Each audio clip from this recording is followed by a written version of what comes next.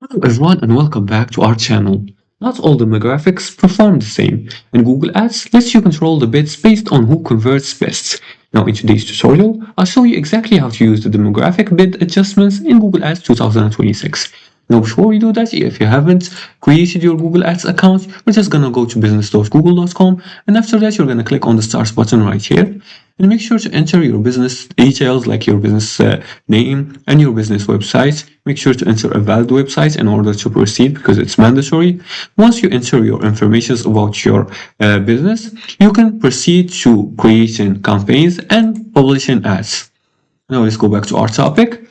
And the first thing you want to do is to open the demographics. You're going to select your company, and after that you're going to click on audiences. Once you're going to click on audiences from the left side, you're going to click on the audience section, and you're going to click on audience keywords and content, and you're going to click on, then you're going to go to demographics. Once you do that, now you're going to access the demographics section. We're going to analyze performance and review the performance by age, gender, household income, and parental status. As you can see here, you can click on it to see the demographics like this and analyze them and focus on conversion and CPA.